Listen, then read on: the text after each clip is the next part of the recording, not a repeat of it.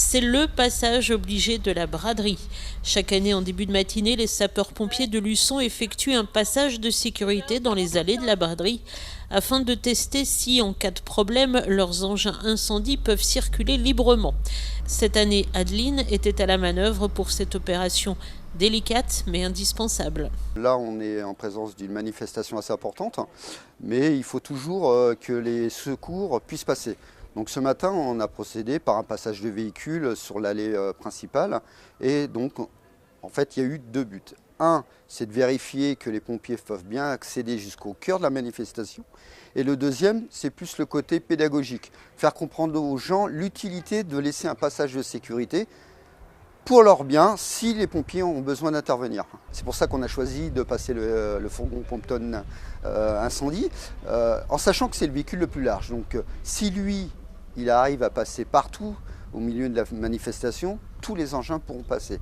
Donc en fait, c'est le véhicule maître. Et avec ça, donc, par ce passage, on vérifie que ce véhicule peut bien passer partout. Et en même temps, vous avez pu le voir ce matin, faire un petit peu de pédagogie auprès des marchands pour expliquer que ce véhicule, effectivement, il est gros, mais il est utile s'il y a un incendie. Le conducteur, en l'occurrence la conductrice, doit donc savoir manœuvrer parfaitement et pour l'aider, car souvent les rétroviseurs sont pliés, un sapeur-pompier devant le camion qui le guide. Tout à fait.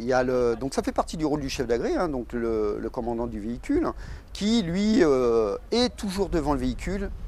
On a pu constater qu'il y a des endroits qui sont très exigus.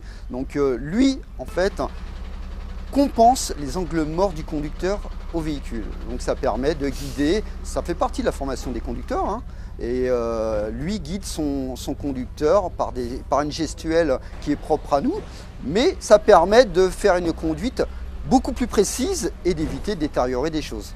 Depuis que les camelots, par mesure de sécurité, n'occupent plus qu'un seul côté de la rue, c'est beaucoup plus facile. Mais il faut aussi leur faire comprendre qu'après le passage des sapeurs-pompiers, pas question pour autant de s'étaler sur toute la rue. Les camelots, ils sont un peu tatillons, joueurs, mais ça, ça fait partie de leur rôle. Donc, mais bon, la plupart ont bien compris l'utilité de ce passage et, je l'espère, laisseront ce passage toute la journée libre. Des mesures de sécurité très strictes, mais surtout indispensables au bon fonctionnement de la manifestation.